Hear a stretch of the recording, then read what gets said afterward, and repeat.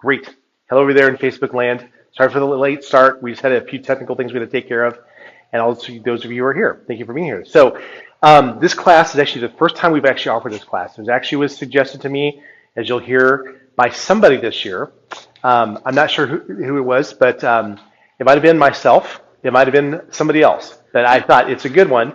And we need to talk about this because there's probably no time of year that the requirements of being thankful are higher, and yet the opportunities to not be that way are higher as well too. And that this is one of those things that if you can master this, you can make life better the year round. And we're going to go through some really powerful research tonight that will show you that being thankful is not just about like doing a checkup from the neck up or turn that frown upside down, very important things, but that coming from the heart, it's a huge thing. So this class is actually called Thankfulness, How to Develop an Attitude of Gratitude. I've heard this title used many times by different people, and actually it is true. I like the ring to it, so that's why we stuck with it. So in this class tonight, we're going to cover some pretty cool stuff. And if you can stick around with this, we plan this class being 30 minutes long, but we have some really kind of bonus material for the last 15, which will show you how to teach what we're talking about in terms of the health effects and what we should be doing into real life practical things you can do and things I've learned from some personal stories as well too. So with that being said, guys, like I said, somebody suggested I do this talk this year. Why we're doing it is because this person said you should do this, and it may have been me.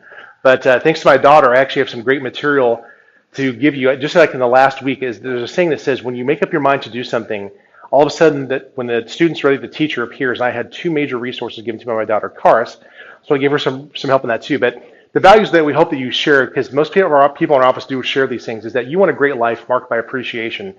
Nobody wants to be thought of as being ungrateful, right? That's a pretty not fun person to be around in long term and over the long haul. Number 2 is the truth is that we live in a culture that's awash with ungratefulness.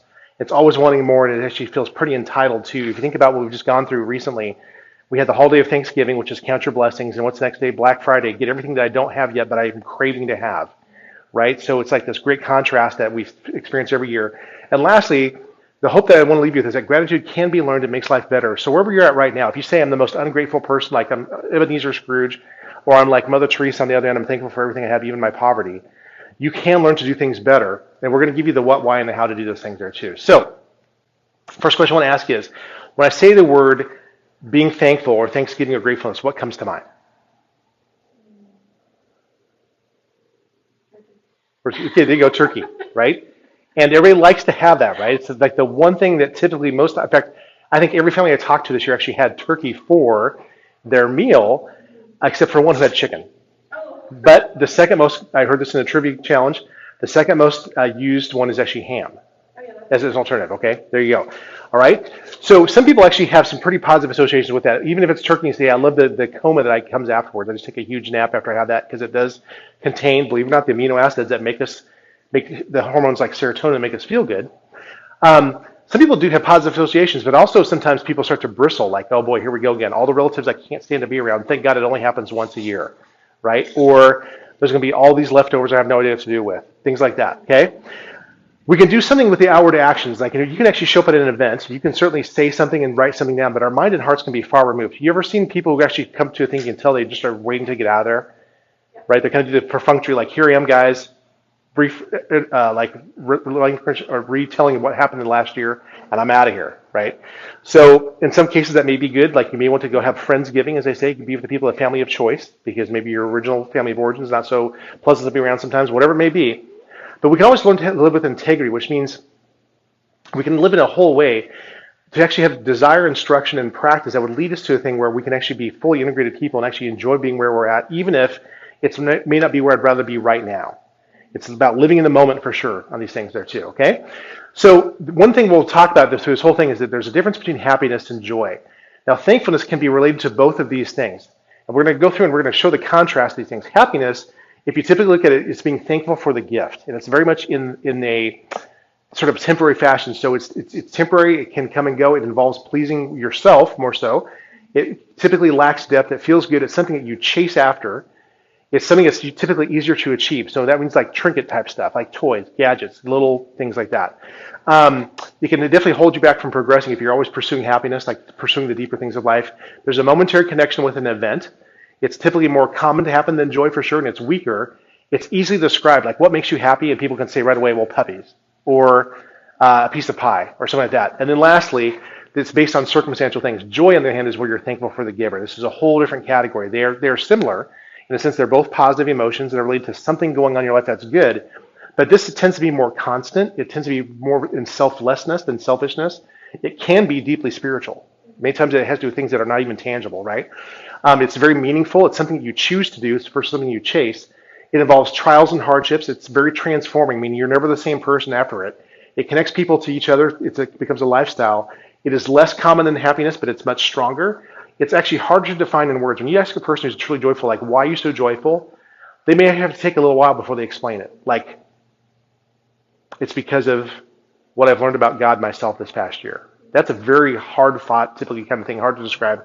And last, it can be present where difficulties exist, whereas happiness is typically all about happy circumstances. I'm happy. Joy can be present at any time in a person's life. Neither one's bad, but a life characterized by constant, ongoing gratefulness will be definitely characterized by joy. So there's actually a really cool article was written by a couple people. This Blair Justice and Rita Justice were both people who are psychologists. And they were actually authors who actually wrote about and advocates for emotional health and physical health that results from being grateful. And they actually put in this article, I give a reference for you here, it's actually in your papers I've given you too, that people who are grateful actually have healthier, happier marriages, they exercise more, they're less depressed, they sleep better, they have healthier hearts, greater life satisfaction, and actually an increased lifespan. So not only do you live better, you actually live longer. I'm going to go through a few of these studies, and I'm not going to try to bore you with this, but I want to show you there's some real good science behind this, so that when we get to the part about applying it, you'll know Dr. Lynn's not just saying this. And I hope you do trust me. We try to be, like I said, a trusted resource for all these things that have to do with truth, healthcare, and doing things the right way. But I want you to say, let me check that and verify that, and I will show you where we got this all from, okay?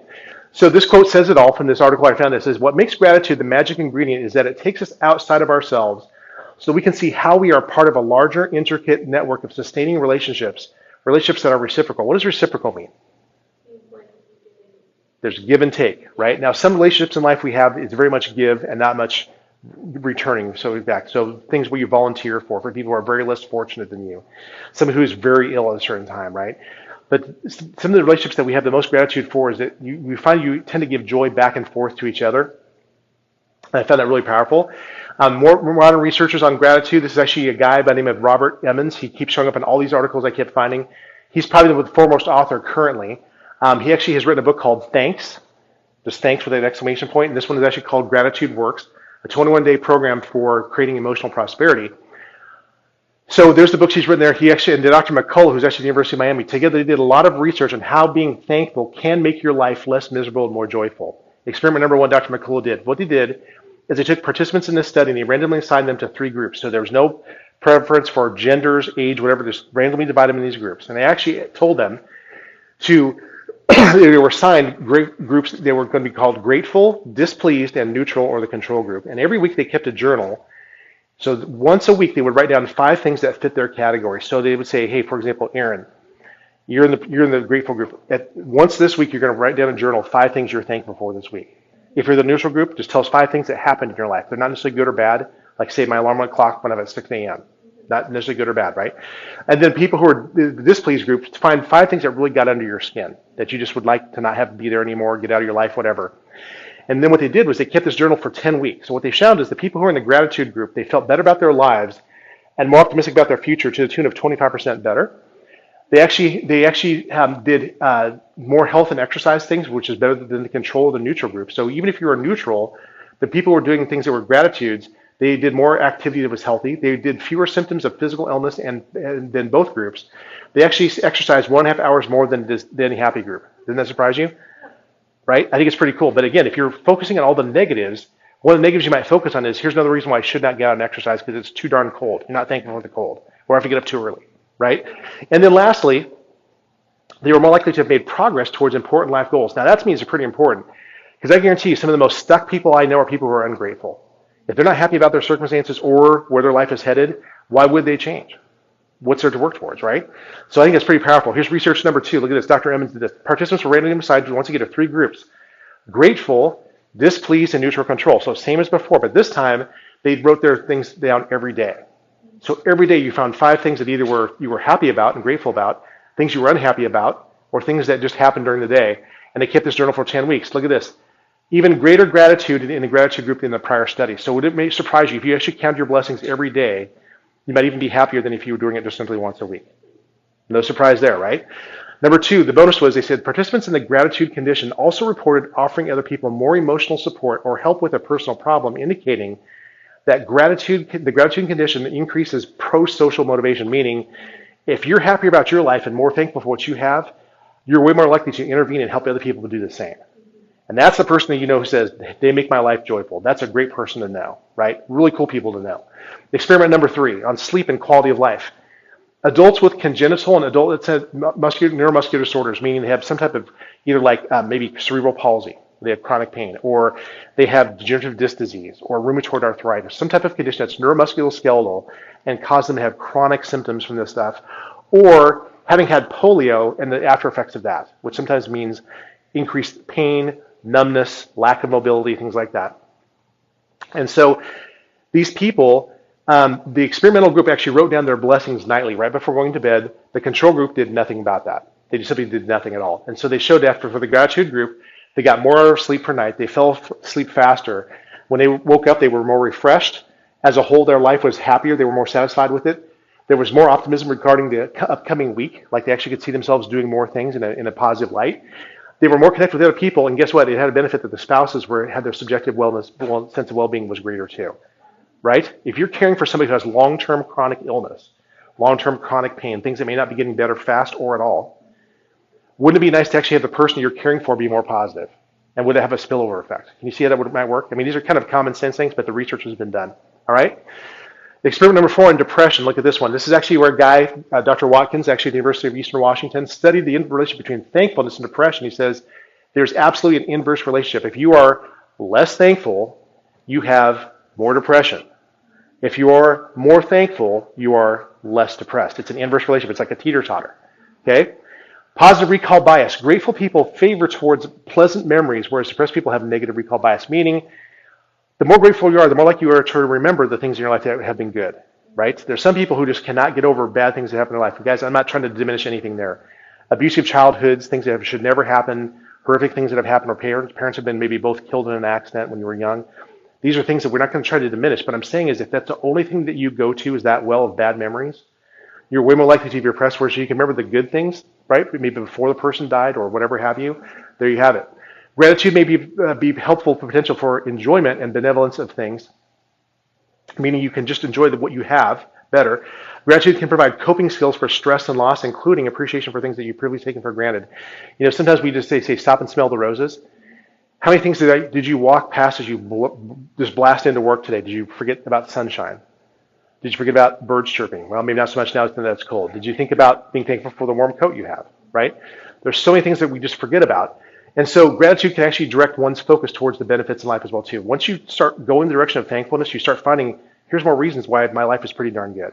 I just think it's really cool that, you know, that's what we find about that grateful thinking. How about heart health? This is pretty powerful. So this guy here, regarding a second heart attack, here's University of Connecticut Department of Community Medicine and Healthcare. When patients were asked, why do you think you actually had a heart attack? It predicted their health of their heart in the future. One group they found was people who actually blamed other people, like that person gave me a heart attack. My boss did it, my spouse did it, my crazy kids did it to me. If they blamed other people for their heart attack, they actually were more likely to have a second heart attack within 8 years. However, if the person said, hey, you know what? That heart attack was more circumstantial. My life was getting out of control. I was not taking care of myself. I had the heart attack. And they saw the benefit was, you know what? I probably started taking care of myself. And I realized that I was living in a way that was not congruent with actually living at all or living well. If they were thankful for having the first heart attack, they had a reduced risk of actually having a second one. Just how they thought about it and spoke about it. Okay? Artery blockage and transplants. People actually had heart transplants. University of, this is Duke, 3,000 patients who actually had blockage in their heart. Those patients who actually would be described as being socially isolated were less likely to count their blessings or more likely to be sick. The University of Pittsburgh, 119 heart transplant patients, they said those people actually had faith practices, meaning your religion, your beliefs about what is ultimately true about life, had greater elements of thankfulness and appreciation, which led to greater compliance with the doctor's orders. Does that make sense? Like, thank you, doctor, for giving me these instructions. They had fewer complications with their diet and their medication. They had better perception of their well-being in a one-year follow-up. So once again, being thankful about a tough situation and what you have been given to get out of it can totally dictate how proactive you are at getting better. No surprise, right? But again, we have the proof to show it now. Okay? Gratitude studies on marriage and longevity, marriage, health, and happiness. This guy from the University of Washington, and what he did is he was actually a family therapist type guy. And for couples, he would actually watch them interact, and he would actually count the number of interactions that were actually either positive, such as a smile, a kind touch, a joke, a laugh, a compliment, whatever, versus those that were negative. A frown, a cutting remark, a pulling away physically, like actually turning away from people like this. He said he got to the point within 3 minutes he could predict the outcomes of a person's marriage with a 90% accuracy. This was what he said. If the ratio of positive negative expressions is actually 5 to 1 or greater within 3 minutes, very likely to have a marriage that's thriving. If it was less than 5 to 1, not good. Like more therapy, potentially divorce, things like that. Within 3 minutes, he can tell you that. Number 2, longevity, Mayo Clinic. Those people who scored high on optimism tests that were given 30 years before. So in other words, you came in for a physical, they said, let's have you take a test and just see generally how positive you are about life. As they follow up on those people 30 years later, those who had the most optimism were 50% less likely to die. So if I can improve your longevity by 50%, would that be nice? I think it's pretty cool. Number 2, Dutch study showed optimistic people were 55% less likely to die from all causes and 23% less likely to die from heart problems. And then one that's known as the Nun study by this guy from the Department of Neurology in the University of Kentucky said, when a nun would describe what happened in their life with more positive emotions, when they told their stories like, isn't it how God provided here? Or wasn't it great to see this kid's life change versus telling things from a negative standpoint, like, can you believe how unruly these kids are I'm teaching in school, whatever it may be, right? Those nuns who had the most positive emotions in those stories were more likely to be alive 60 years later. So once again, guys, you can actually, I think to some degree, they say you're hung by your tongue or you're directed towards life, depending how you choose to use it, okay? I think it's pretty powerful. So how does gratitude make me healthier? It's neuroplasticity. Now, this term has come up in a lot of classes we've done here. Break it down, neuro means nerves. Plasticity means shape or shapeable. What we have learned in the last, I would say, century of research, but really it's come to the forefront in the last 2 decades, is that nerves can be retrained to do things. Now, this is, again, no surprise. You can train, a dog to do something, a kid to do something. You can train yourself to do something. It simply gets harder the older we are because we have these pathways we've built for a long period of time of doing things the same way. So it is hard to teach an old dog new tricks, but it can still happen, all right? What they say happens is, this is Dr. Alex Korb from the University of the UCLA Department of Neuroscience, is that when you actually do gratitudes, you stimulate your brain to produce something called dopamine, which is the reward one. When you accomplish a task and feel good about it, dopamine is the thing that gives you a great reward. It kind of gives that sort of like a rush of good feeling kind of thing, okay? It's more of an ecstatic kind of thing, which is good. But also, you're looking for blessings focuses you on positive aspects of your life and produces something called serotonin, which is the well-being one, which is a sense of being at ease. So imagine being excited about your future and also being at ease about it. That's pretty darn cool. I mean, wouldn't it be great, right? This is actually, serotonin is the thing that makes you feel sleepy after having turkey's tryptophan too. But there's this part of your brain called the anterior cingulate cortex. I actually wrote this over here to show it to you. This is the part right here. Anterior cingulate cortex. This is actually the back part of your brain. Here's the front. And so here's the cortex right here that goes right through there. And believe it or not, it's involved in attention and emotional regulation. What that means is you activate the part of your brain that makes you direct your attention on something you need to focus on. And if it happens to be gratitude, great. And number 2, emotional regulation, meaning you're more in control of your emotions. You don't say things like, well, that person made me angry. You start to say things like, you know what? I can choose to focus my attention. This person is acting in an annoying way, but it doesn't have to affect me, right? That's a big difference in the same exact circumstance, which is pretty powerful. Whoops, sorry, I didn't mean to do this. And so it also increases the neuron density and efficiency in certain parts of your brain, included there, which means you actually grow neurons in that area. There are more of them, and they become more dense, so it's like developing like density in a muscle. The more density it has, the stronger it becomes. And it enables you to do something called, it raises your emotional intelligence, which means you know better how to handle your emotions in certain situations. If you've been around people who are just unflappable, they might say, yeah, that displeases me, but they're not flying off the handle, slugging people, throwing things, storming out of the room. That's a great thing to have. People have some of the highest EQ, have some of the best lives, and they would say they have the biggest network of friends who enjoy being around them, which is really cool. When you have higher emotional intelligence, it takes less effort to be grateful, which is pretty cool. So it becomes this positive thing. You think about gratitudes, you produce better chemicals in your brain, you start to develop new neural pathways, and all of a sudden, guess what? It makes it easier to do the same thing again. It's what we call a very positive feedback loop. It's what you want to have going on there, which is super cool. So that's actually the neurology of actually how this happens. Now, can I learn and condition myself to be grateful? Yes, you can. There's actually, in the University of California at Berkeley, they have something called the Greater Good Science Center. They give out research grants for people to do research on this very topic, and they actually found 14 people who had some great stuff in the past year to do this sort of thing, and it keeps coming back. When you're grateful and have gratitude, you have stronger immunity, less depression, more joy and optimism and happiness, better relationships, and less isolation and loneliness. This is actually what the researchers say. I love when you get researchers out of their academic realm and they have to write all these formal things in papers. They say, dude, what did you really learn here? Or dudette, what did you really learn here? Here's what this one guy said. He says, yeah, there's something to this. You've got to force yourself to look on the bright side. Allie Ward, who actually did this podcast, I took a lot of these resources from, she says, Dr. Emmons says the choice of gratitude does not come without effort. You've got to put some effort. But each time that we make the effort, it gets easier because remember, we're making these neural pathways more efficient. And that's actually, this is the main guy. She actually took time to actually, I believe, to TikTok him, or not, excuse me, Twitter him. She actually contacted by Twitter. And he responded to her, and I have some of his quotes that he said back to her. This is pretty cool. Allie Ward, she actually asked him directly about how to get more grateful in tough times. Says, gratitude is undentable joy. What does that mean? That joy is not able to be damaged by external circumstances. You could have just gotten the worst news in the world, and you know what? I can still be joyful in the midst of that. Times are good, celebrate. Times tough, find the opportunity. It's an attitude. It's not based upon circumstances. So snap, okay, he was like saying this. Even though times are garbagey, it's very important to look for things to be appreciative of. Stay aware as you need to be. Be as active in the community as you need to be. So that may be different for some people. You guys may need to be unaware, like actually kind of turn off the noise for a while. You may need to not engage in the community as much as you would have last year, but choose the right level of those things. Resist what you need to, but make time to appreciate the good. She says, this is doctor's orders. It makes you a better fighter of wrong. I love that. I'm encouraging you to be a fighter of wrong in your own life, and once you get good at it, please help other people fight the wrong and the bad in their lives as well too. All right? Dr. Emmons says there's two types of gratitude. There's two types. One is called relational and one's called conditional. Relational is focused on the giver, and conditional is on the gift. So which one do you think has more to do with joy and which one's more happiness?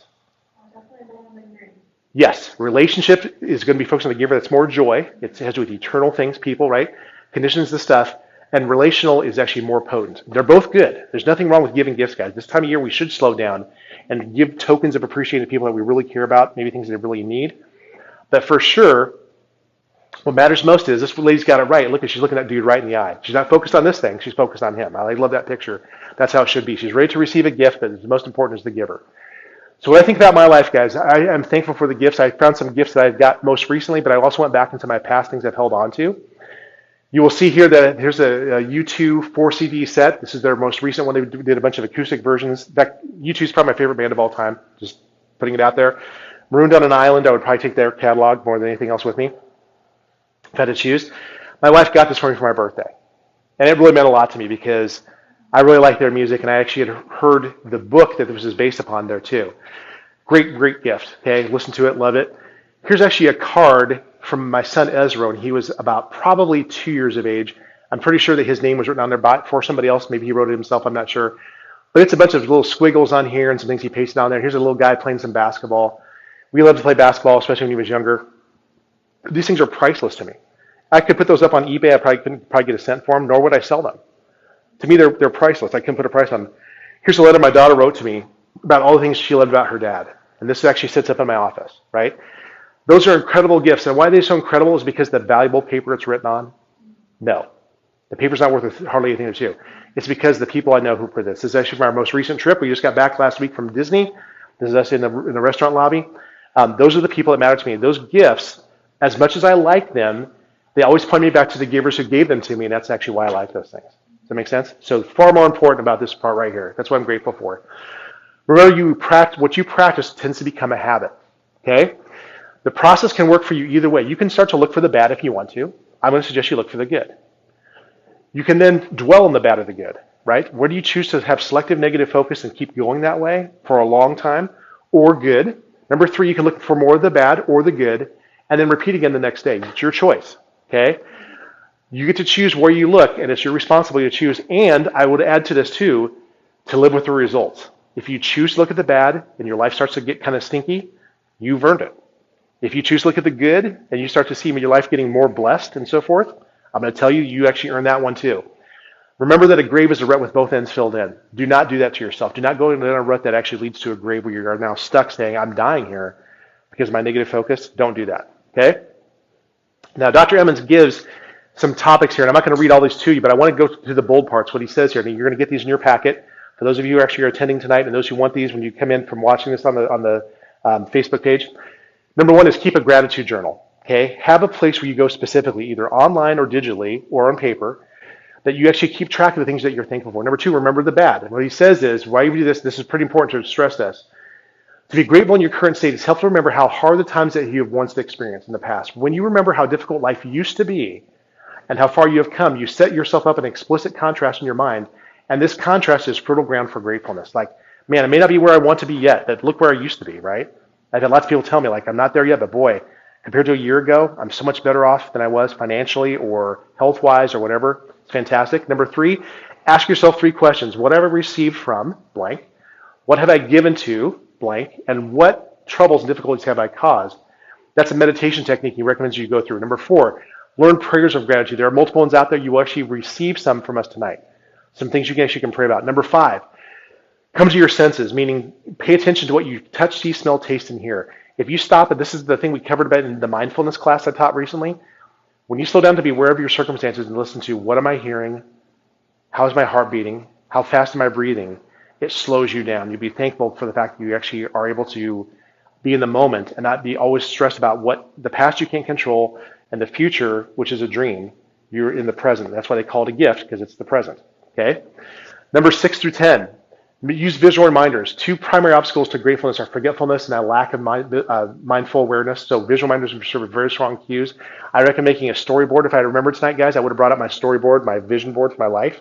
It really helps to actually take the time to see and visualize where you want your life to go, but also what you're thankful for in the moment. Pictures. If you look at my desk, I have one whole shelf dedicated to my family. There's pictures all across there. What do most people put in their offices? Pictures of their family, because that's what matters most to them, right? Make a vow to practice gratitude, which means like this. I vow to count my blessings every day. Whenever you find it most helpful, I would say probably start the day that way. Your day's going to go better. You can wait till the end of the day. That's fine, but a lot of times you'll find yourself playing catch up and trying to do damage control. If you start the day with gratitude, it's so much easier to actually have a better day and see what's good there. Number 8, watch your language, okay? That can mean lots of ways. Okay, certainly we're talking about 4-letter words and blue streaks, but also grateful people have a peculiar linguistic style that uses the language of gifts, givers, blessings, blessed, fortune, fortunate, and abundance. In gratitude, you should not focus on how inherently good you are, but on the inherent good things that others have done on your behalf, right? So I'm such a great person, and therefore people like me. It's that, isn't it cool I happen to have these really cool friends who do these things that we share in common, whatever have you. Number 9, go through the motions. If you go through grateful motions, the emotion of gratitude should be triggered. Meaning, when you don't feel like it, still do it anyway. At least move a certain direction, because as they say, God can actually deal with a car that's moving some direction, even if it's going the wrong way. But a car in park, revving its motor, getting angry and hot and bothered, is no place to be. It's like you're just literally, you're stuck and it's not going to go anywhere. And it's hard to make a change there. And lastly, think outside the box. If you want to make the most of the opportunities to flex your gratitude muscles, you must creatively look for new situations and circumstances in which to feel grateful. So, hey, enjoy what you have, but if you can extend your vision, like your circle of influence, the things that, here's other places I can see myself being positively fed and doing good things for, that means a person's being proactive. That gets you in motion to go the right direction, which I love that one there too. So there's your top 10. Really good stuff. Ali Ward's additional ideas is get some of those books. The one again about thanks, gratitude works. Go to thanksfor.org and you sign up for the 20-day challenge. They have a thing where you actually, for 20 days, you go on there and actually write down things that you're happy for. It's like an online program. It's from the Greater Good people there. And she says you can also open your secret private Twitter account and have it be locked and not tell anyone that you have it. Then, whenever you want to scroll down on depressing stuff, you just hop over to your secret private Twitter account and toss out a bunch of tweets listing what you're grateful for. No one has to know about it.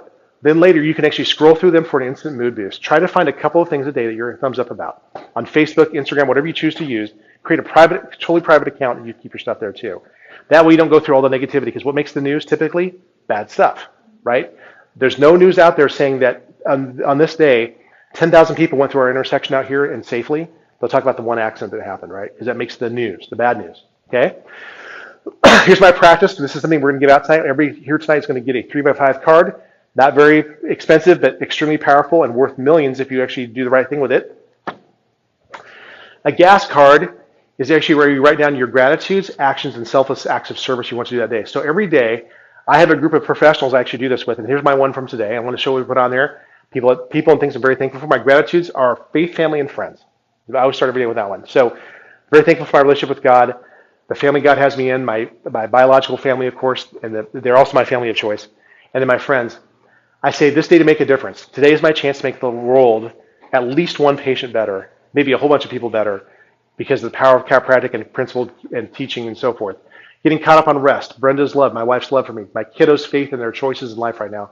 My daughter, Ezra, Karis, and my son, Ezra, are making some incredible choices with their lives. I'm so thankful as a parent for those things. The Christmas season, getting a chance to go to the YMCA and use the facilities to get in shape. Keep getting caught up on my work. The spinal workshop tonight, I'm actually giving thanks for you guys who are watching this tonight because I was looking forward to making this class. My Turning Point Chiropractic and my team that works here, I'm very thankful for this office, one of whom is sitting here in the audience with us, which is great. My group of people I coach with and the new patients we've been able to serve. We have had such a great blessing of people entrusting us with the health of their family and friends that we have just been overly abundant with great patients. And so if you're watching this as a new patient, guys, know we're thinking of you. Also, our existing ones we've taken care of for 23 years as well, too. My actions are things I want to get done, the most right things I want to get done and get accomplished today. And so that includes doing this gas card. That's no questions asked on that one. Press, something we do every time before we open the doors. We want to go through the schedule and see who has special needs that we need to address there. The 3 daily practices of watching, listening to, reading something, and then practicing something that I need to do better at in practice. And polishing up this workshop. I literally spent an additional 2 hours this morning getting this workshop ready for you tonight. This morning as I came in. And lastly, files and films are always there for me. Always, that work is always there for me. I got to get those done. Lastly, the selfless act of service, something I need to do out of my own abundance. I want to make sure that in everything that I think, say, and do today for patients, I came from a position of love with integrity that's both deep and wide. What it means is I want to love people authentically, whether that means I have to say the tough things or things that are encouraging or whatever it may be. Do things for them in that way, same way too. And do it both deep and wide. Deep means with the people that we serve right now, we go deep with them. If you're here as a patient, you're learning this stuff tonight, you are learning things that are going very deep in the process of totally changing your life and your mind and your health. But there's also the wide aspect too, which means we get outside of our 4 walls and go share this with our community. Most ones we can walk to, and ones that we can drive to, and ones we can email to, and ones we can actually call halfway across the country. Okay? There's absolutely every opportunity to actually do this. So that's how I do a gas card. I'm going to encourage you to do it. Okay? So this is a workshop, so we're going to practice this right now. Those of you who are here, I want you to take out your 3x5 card, and I want you to write on there GAS down the side there. Okay? GAS, and we're going to spend 1 minute. I'm going to go over here and watch my timer, and we're going to actually go through this exercise. So I want you to write down at least one thing for each category. And I'm going to grab a timer. The ones you hear go off in the office here very often. I'm going to grab it right here. Boom. 1 minute, and go. And hang in there, folks. We're going to watch this countdown. You've got 1 minute. I'm going to hold it right here. When this beeps, we are done. And we're going to see if somebody feels brave enough to share their gratitude, their action step, or their selfless act of service they want to do.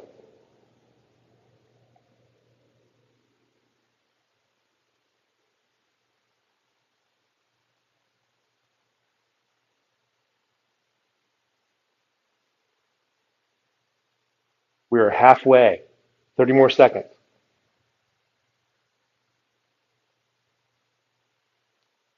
Again, one gratitude, one action step, and one selfless act of service you want to do. If it's late in the day and you're getting ready to go to bed, then this will be your list for tomorrow. But I want you to start trying to think about doing this thing in the morning when you can start your day fresh with these things in mind so you can actually take those tasks and get them done once you have the right mindset and heart set to do it. There's time. So, would you like to share something you wrote down, Erin? Yes. What's one thing? Is this a gratitude, an action, or a selfless act of service? I'm going to share a gratitude. And that is? I'm going to share 3 of them. Oh, good, 3 of them. You tell them to me. I'll relay them to the people who are listening. Which one? Number 1? I'll shout loud. Okay, good. My fiance, of course. Okay, yes. My family. Yes. But also my work family. Yes. Aw, thank you. That's nice. And then also the patients that I get to know. Yes, which is pretty cool, which means I get to be part of two of those three. Yes, you do. That's great. Okay, so I'm thankful for that on my part, right? That's why I had Aaron and those guys right here. This is my TPC team. Those are the guys, right? Okay, so again, these things are cheap, guys. You can buy a bundle of these things for like $1. Okay, get some colorful ones. Get whatever you need to do. Change them seasonally, but make sure you do this. And if you were really going to make it accountable, somebody say, "Hey, I'm going to do this every day. Will you check to see I'm getting it done?" And will you ask me whatever's on there too? Keep it real. Keep it authentic, right? All right. How gratitude got me through the hardest times. Now, this is a slide I really thought about whether I should share this or not, but I thought I need to show you that gratitudes do work in the tough times. So, as you know, some of I was actually out of practice for about 2 months starting in May of this year. And people are like, "Where's Dr. Lynn? What's going on?" Well, guys, I won't go through the whole story here. All I can tell you is I ended up going to the hospital not feeling very well, and it turned out that I actually had a lot of things going on. Probably the most key of which was actually this. This is an oncocytoma. Okay, this is not my kidney, thank God. This person actually lost their kidney. This kidney's been completely removed from the body. But there's a very abnormal growth there. It's called an oncocytoma. It's not mine, but it's about the right size. Mine actually was about 7 to 8 inches across, or maybe centimeters. I think it was, yeah, whatever it was. It was big. It was obstructing some things, and I was actually having difficulty urinating and things like that. And trust me, at the lowest point in my life, before we knew what this was, we actually thought it might have been me malignant. We thought it might be not able to be saved, my kidney and so forth. I had a lot of decisions I was faced with. At my lowest point this year, I was at home with a catheter in, a urine bag on my leg, and it was a big deal if I could actually make it from the bed to the sofa and just find a comfortable position. It was really not fun to be in that situation. But there were a lot of things that got me through this, and I looked through it, and the practice of doing my gas card and looking for things that I was grateful for got me through it. Here's what I came up with. I said, so what I had to focus on and be thankful for. This was not easy. Don't think that, oh man, Dr. Lynn is some sort of superhero. He must have a cape on when he does this stuff. I don't. I have feet of clay. But I will say this, that my life to that point, I was thankful for that. I felt like, you know what, if I died tomorrow in my mid-50s, I've had a pretty good life compared to some other people. Number two, I was thankful for people who cared about me. I actually spent most of my waking hours responding to the text from people saying, dude, how are you? And responding to those things. That was the majority of my day was spent doing those things. I was so thankful I had innumerable people who cared. Number three, I was thankful we caught the process early. Like, had this thing continued to grow on and actually obstructed my entire kidney, it might have been a different situation. Number four, there were actually modern practices to save me. Okay, and I actually live in a country where this could happen. If I was living in the middle of South Sudan, Africa, we know somebody from there, I don't know if I would have had this kind of care. Number five, I was given some options and a friend listened to me. Because of one friend hearing my situation, knowing what was going on, he connected me with my eventual surgeon saying, he said to me, I think there's a guy you need to talk to, who turned out to be one of 3 people in the state of Nebraska who does a robotic surgery that allowed me to save my kidney. He actually looked and said, you know what? I don't think your whole kidney needs to come out. I think we actually can find a margin here that would actually keep this thing where we cut the entire tumor out and leave all the healthy kidney behind, and you could still have at least part of your kidney. And they were able to save 50% of my kidney. So these modern procedures created less collateral damage. In the old days, if I had this tumor, they would actually have to cut me wide open, pull everything out of the way, and then remove that kidney and sew me back up. I have a huge incision. Instead, I have a little one through the middle and about 5 little holes. Okay? Way less collateral damage just because I was born in this time in this place. For people who have this in the future, 50 years from now, there'll probably even be less. I was thankful for a skillful and helpful team and also having substitute doctors in this office. In other words, our care for our patients went on almost without a hitch. Those who were here would say, hey, Dr. Lynn, we miss you, but I'm still getting great care. And thanks to Aaron and people like that, big one there too. I had to focus on what can I do. I said, I've been given a 10-pound limit after surgery, which means I can't lift, I can't push, I can't pull more than 10 pounds. What do I do? Well, I said, what I can do is I can meet with and hopefully inspire patients to keep them down the path, and I can certainly come in and do file work and films. Because lifting a pen does not weigh 10 pounds, right? Talking, my jaw, I've got a big mouth, but it doesn't weigh 10 pounds. I can do this stuff for people. I at least have 1.5 kidneys left, not just one. I'm thankful for that.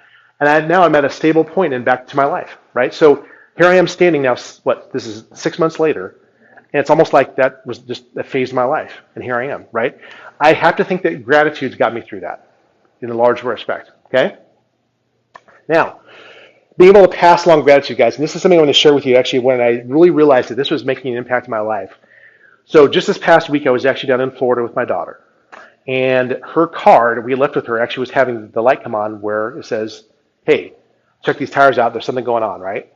And I'm concerned, like, well, I don't want this to be my daughter down here on her own having to deal with the situation. So she's away at work, wherever she was doing, or actually that day we were together. But I slipped out the apartment to get this taken care of, or the condo we were at. And I found this store that a guy had referred me to. And my very helpful guy, Jose, says, hey, yeah, I checked your tires. All four of them are below a certain level. Once you put the air in there, the thing turned off. So that's all the problem was. If it was something bigger, I said, I'll bring the car back tomorrow and let you actually work on this thing, right? So Jose did this thing to me, and I thought to myself, how cool is that? I was able to stop at a gas station, ask, is there a tire store around here? It's literally 2 miles down the road. I go to there. I find this helpful guy. They were busy, guys. Trust me, they were very busy. Jose had every bay full at the time, plus cars in there too, and he took time out to come and fill my tires at no charge.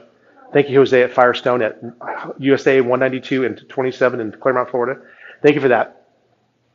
And so as I drive away, I'm thinking to myself, like, that was really cool. Like, that guy took time out of his day to make my life better. And I was going to go get something, so I said, you know what? I really wanted to thank this guy in a very tangible way. So I happened to go to the Walmart locally there to get a few things. And I said, I'm going to thank these guys. So what did I do? I made a guesstimate at how many people were working there. I bought 2 pumpkin pies, bought a little server, and took it back to him and said, Jose, you made my day. I want to make sure you share this with the guys today and make sure everybody gets a piece before they go home. You're going to have a regressive dinner tonight. You're going to have this dessert first. And the guy he was like, thanks. Like he had no words for it. I said, Jose, you're great. Thank you. If I'm ever back in this area, I'll stop back in and whatever.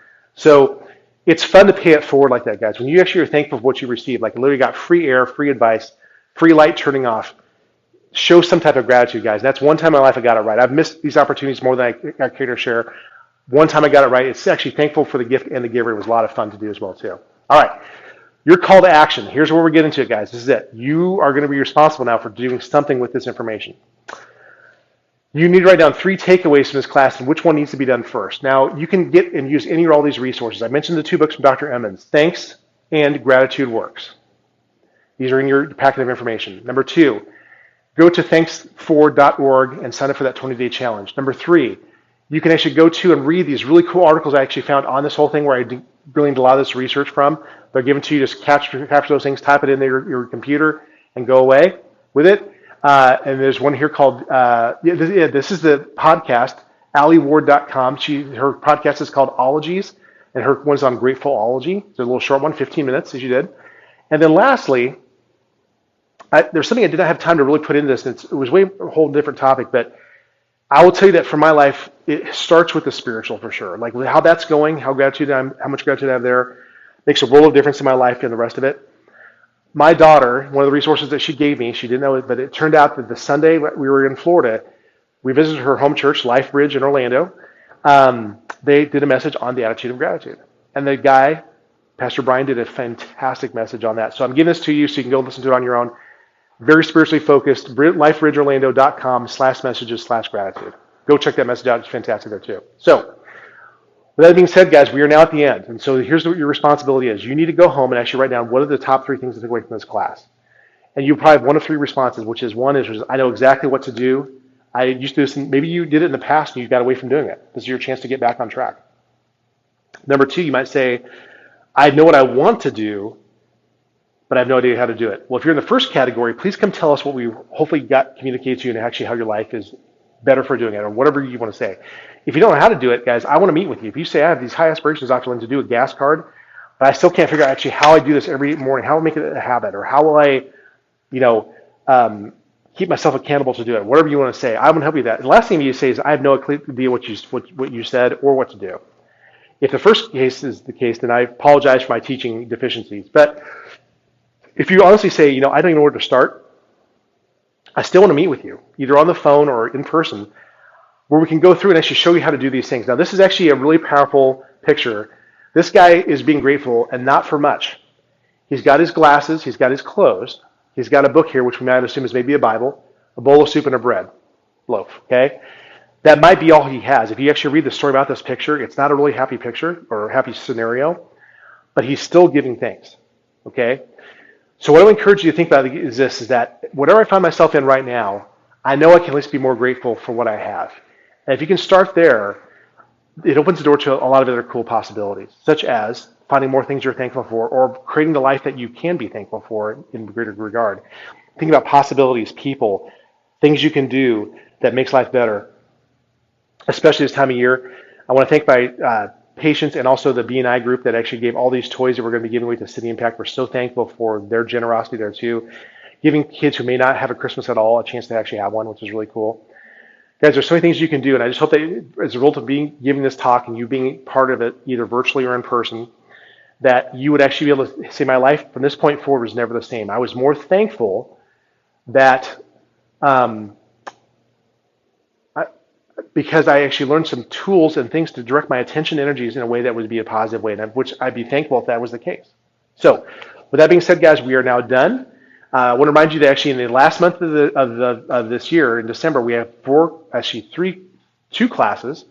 One for our new patients, which is next week, excuse me. Then Pastor Ben Lose from my church will be doing a class on the stress of this time of year, and then we will actually be having a class, not a class, but actually a party for our patients in the office. Will be great fun too. So please come. It'll be all afternoon that day, and we'll have a lot of fun then too. So God bless you guys, and we'll see you soon.